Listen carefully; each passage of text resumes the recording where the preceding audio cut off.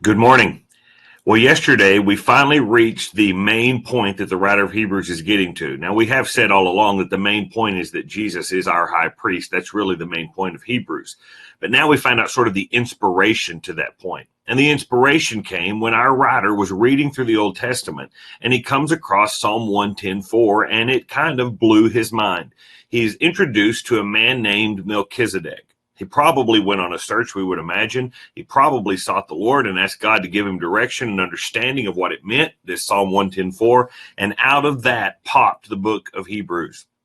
It is a big point, so big, as we said yesterday, that the writer of Hebrews was not willing to let you listen to this if you were going to be dull of hearing or sluggish. So even though he introduced Melchizedek in chapter 5, he stopped, really kind of hammered down on us to get our attention, to make sure that by the time he started talking about Melchizedek, you and I were wide awake and paying attention and eager to learn. Because to him, Melchizedek is the death knell to Judaism as it relates to Jesus.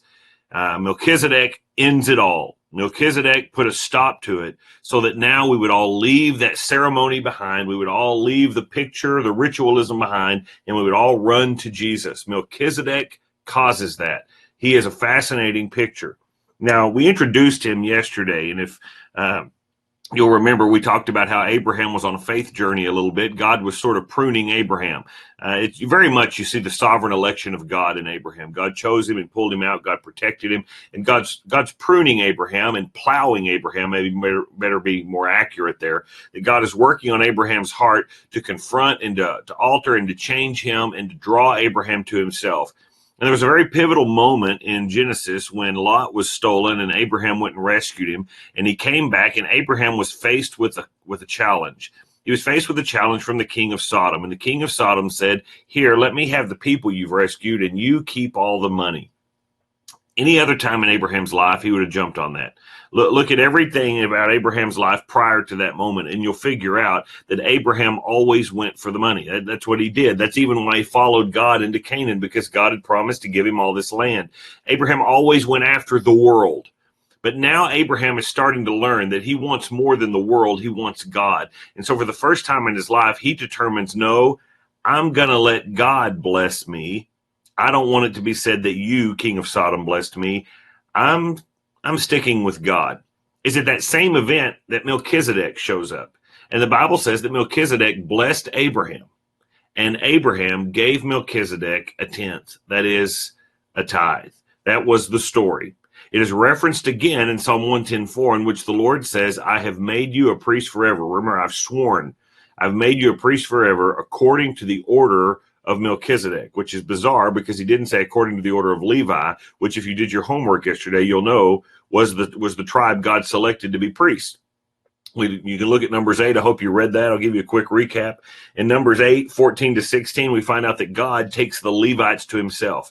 Instead of all the firstborn of the children of Israel, God said, "I'll take the tribe of Levi. They'll be mine. I'm giving them to myself. I'm giving them to you, Aaron. They will be the priestly tribe." In fact, if you read Ezra 2:61-63, you find out as they came back, there was a man and a group of men that wanted to be priests. They couldn't be located in the registry. That is to prove they were of Levi. And so they were considered unclean, not allowed to serve because they weren't of Levi.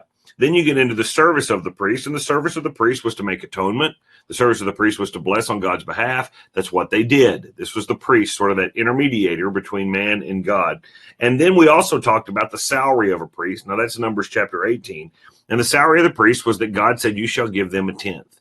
Now, all of that is important when we get into these first few verses of chapter 7. So we read, let's talk about the service of Melchizedek and see if you see a parallel.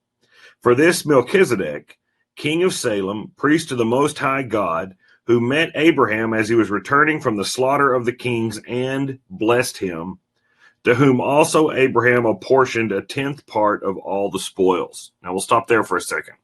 You see all the elements. We understand that a priest is a priest because God selects him, right? We know that. We found that out in chapter 5. You have to use a priest that God will accept. God had said in the book of Numbers that I'll take the tribe of Levi. But we're confronted with a man here back in Genesis, before the tribe of Levi ever started, that God had clearly already accepted. It doesn't tell us why God accepted him. It doesn't give us the backstory. We just know that when he shows up, he is a priest of the Most High God. So there's his selection. He's been selected by God. We see that. That's Melchizedek. We also find out his service, because when Melchizedek approaches Abraham, he presents something to Abraham on behalf of God. What is that? A blessing.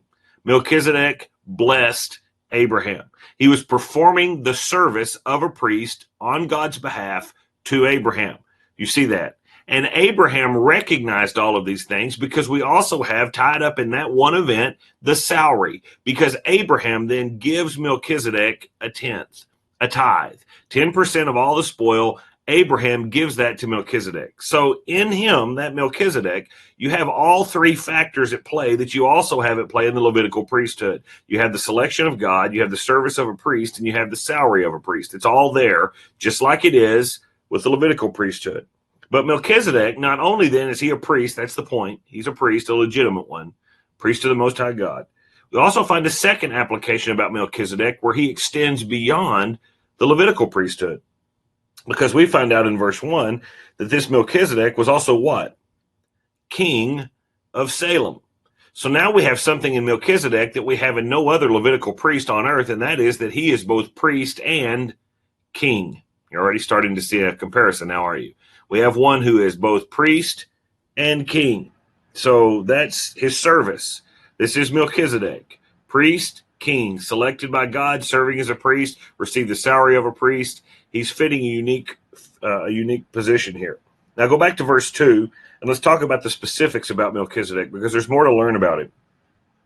To whom also Abraham apportioned a tenth part of all the spoils, was first of all, here we go, by the translation of his name. That is, if you take Melchizedek and translate it, his name means king of righteousness. So by the translation of his name, he is king of righteousness, and then also king of Salem. And if you translate out Salem, which is king of peace. So now we've carried the king analogy even further. You say king of what? Well, he's not just a king of some plot of land.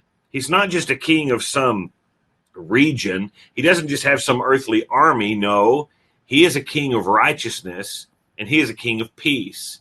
He rules over a different realm.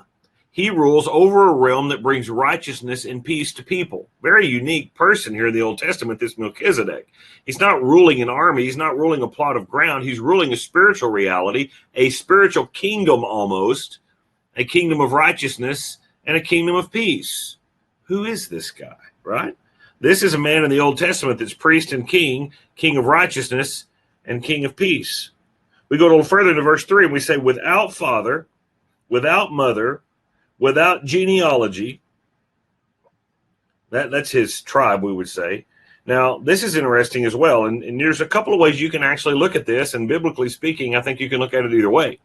One way to look at this, and I think this is certainly valid, is to say we're not saying Melchizedek didn't literally have a father or mother, but the point of the writer of Hebrews is that we don't know them.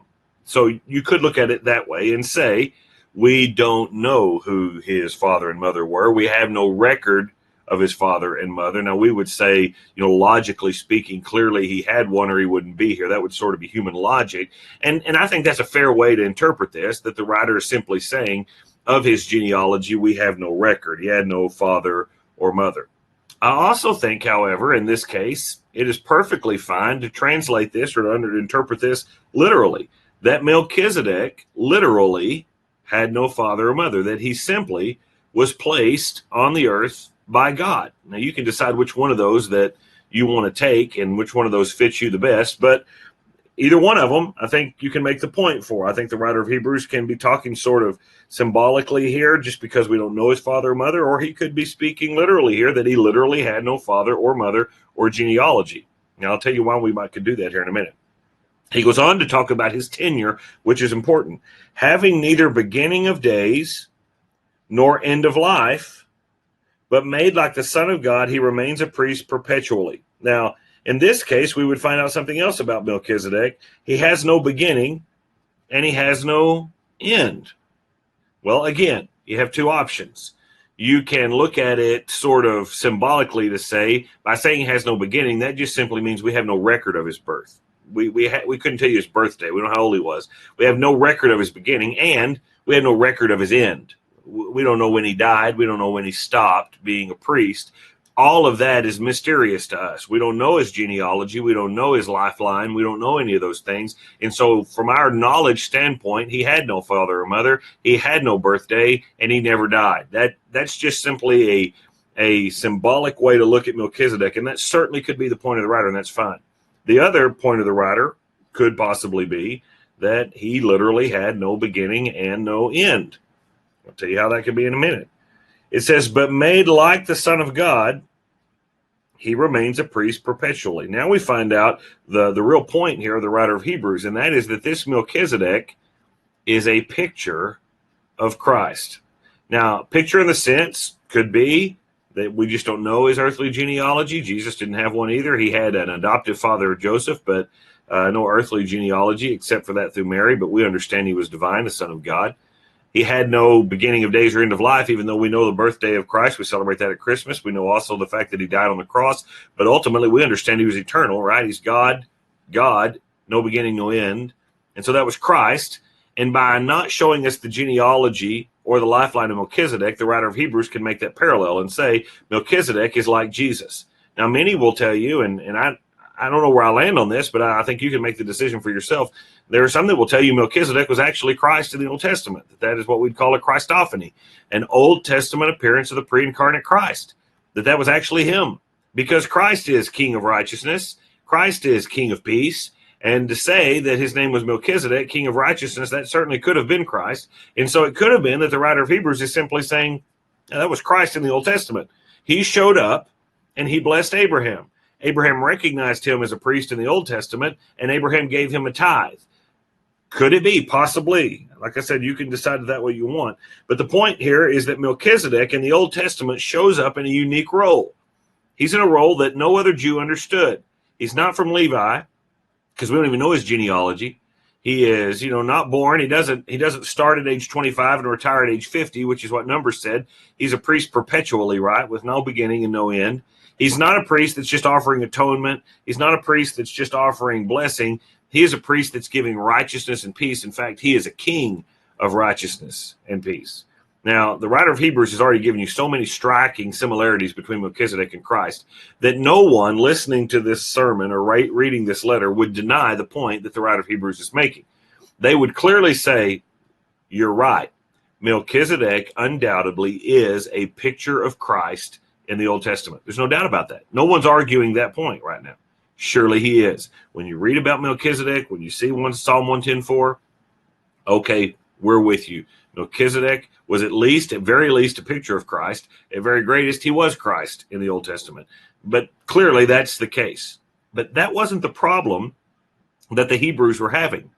The problem that they were having is, but God said the priest has to be a Levite. This is where the dilemma lies. You want us to leave the priestly system. You want us to be excluded from the temple and from all of those priests. You want us to lose our high priest. Our high priest that God spelled out specifically in the Old Testament, the book of Numbers, he has to be a Levite. He has to be acceptable by God. And now you're telling us to leave the Levites behind and go latch on to this Jesus who is not a Levite. He's even going to point out later, Jesus is the tribe of Judah. I don't think we can do that. Maybe you've seen sort of this argument today. We come across people, whether it's Hebrew Roots Movement or, Seventh-day Adventist or somebody even more intense than that, who will go through the Old Testament and start talking about circumcision and dietary restrictions and things of that nature. And they'll quote to you passages from the Old Testament and say, see, God said in the Old Testament, basically, you honor the Sabbath, keep it holy. You have to worship on Saturday, and if you don't, you're sinful. Or maybe you see it in the dietary restrictions. You can't eat this food, and you can't eat this food because God said it. And then they'll basically bring you to the New Testament and maybe quote to you from Matthew chapter 5 and say, the word of God never changes, right? Not till all is fulfilled, not one jot or tittle. And so then they basically take you with this Old Testament reality and they throw it back on top of you and say, see, you have to do this. God said this and it never changes. And so this is still the law. This is still the requirement. By the way, that's exactly what the Judaizers were trying to do, the Galatians in the book of Galatians. They were trying to throw all that back on them. Well, the writer of Hebrews is up against that because you have these Hebrews now who he's telling them, leave that priest system and run to Jesus. And they're saying, but we can't. God said it had to be the Levites. God said the priest had to be like, we have to have a Levite because God won't negotiate or deal with anybody else. And so now they've got a dilemma. Well, the writer of Hebrews just pointed out that Jesus is in fact a high priest like Melchizedek, but they're not going to want to accept him yet because Jesus is not a Levite. Now, I'll let you pray and seek, and you can read ahead on that. Come back tomorrow, and we'll talk about why Jesus is a priest even though he's not a Levite, and why the Bible is clear that you should leave every Levitical priest you've ever come across and latch on to Jesus. The Bible will show you why tomorrow. In the meantime, you have a great day in him.